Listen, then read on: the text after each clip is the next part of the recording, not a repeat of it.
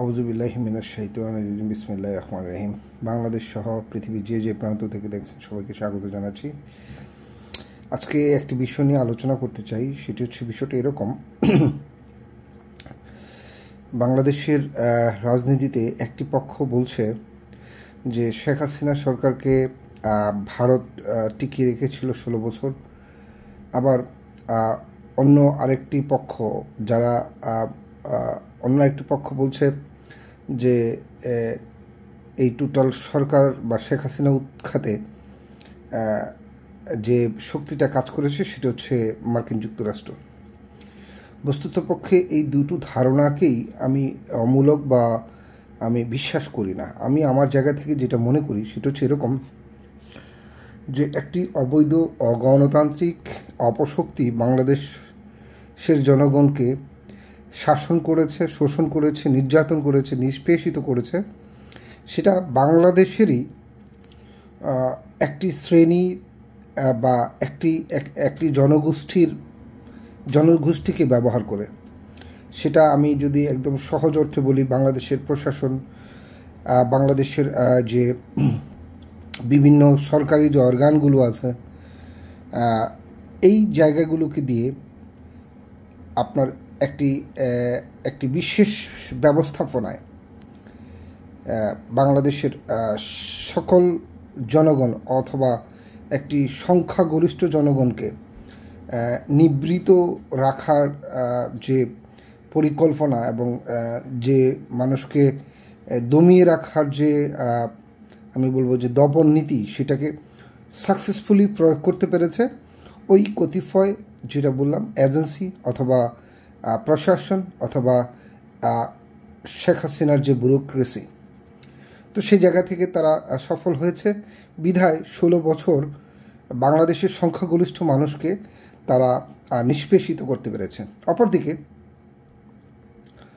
অপরদিকে তার মানেটা হচ্ছে এই যে ভারত শেখ হাসিনাকে টিকিয়ে রেখেছে, এই তথ্যের সাথে আমি অন্তত একমত নই, নাম্বার 1। নাম্বার 2, অপরদিকে যারা মনে করছে যে এই স্বৈরাচার বা মানুষ হাসিনাকে আমি এক প্রকারে এভাবে বলবো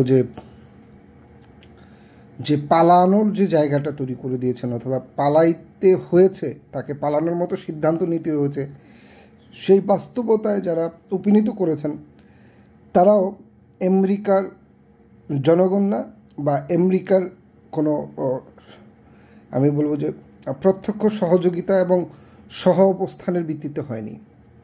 সেটাও করেছে বাংলাদেশের সকল জনগণের ঐকান্তিক প্রচেষ্টা, এবং সকল জনগণ যখন একটি প্ল্যাটফর্মে এসে দাঁড়িয়েছে, একটি প্ল্যাটফর্মে এসে সকল বাংলাদেশের মুক্তিকামী জনগণ যখন একত্রিত হয়ে এসে দাঁড়িয়েছে, তখন সমষ্টিগতভাবে সংখ্যাতত্ত্বে সর্বোচ্চ সংখ্যক মানুষ যখন একটি প্ল্যাটফর্মে এসে দাঁড়িয়েছে, তখন বাংলাদেশেরই অপর প্রান্তে যে এই একটি গোষ্ঠী, যাদের সংখ্যা তত্ত্বের বিচারে সংখ্যা কম হওয়ার কারণে তারা এই সংখ্যাগরিষ্ঠ জনগোষ্ঠীর সাথে যে কোনো উপায়ে পেরে উঠতে পারেনি বিধায় তাদেরকে পালাতে হয়েছে। আমি যেটা মনে করি সেখানেও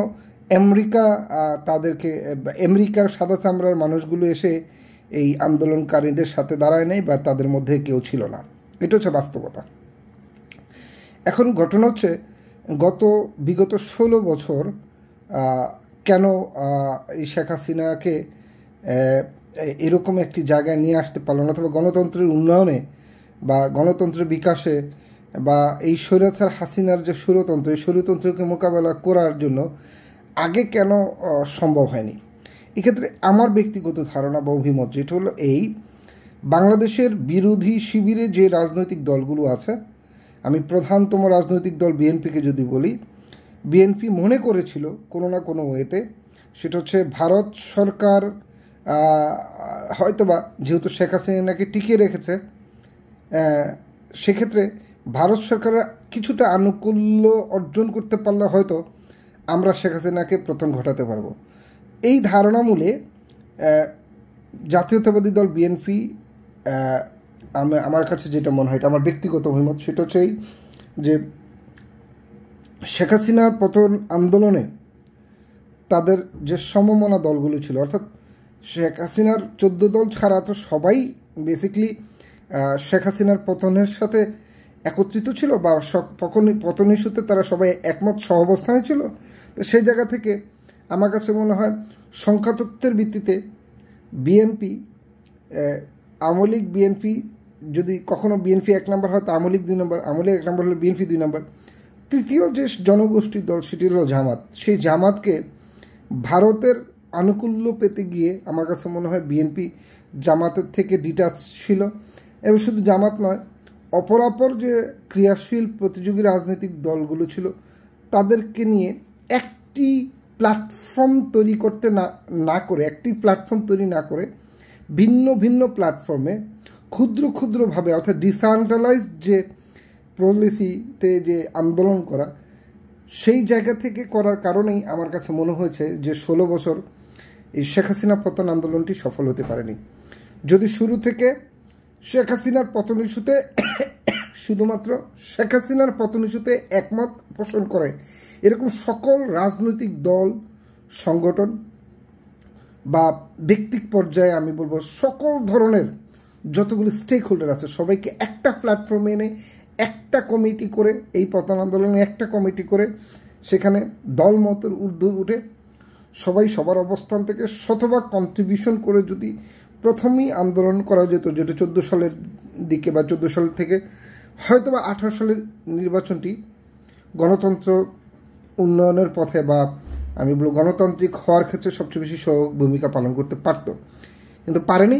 বিকজ অফ যেটা বললাম যে আমরা যুগপৎ আন্দোলনে গিয়েছিলাম, যেটা আমার ব্যক্তিগত দৃষ্টিকোণ থেকে আমার কাছে যেটা মনে হয়েছে যে ওই যুগপৎ আন্দোলনের থিওরিটি শেখ হাসিনা পতনের ক্ষেত্রে অন্তরায় হিসেবে সবচেয়ে বেশি বড় ধরনের কাজ করেছে।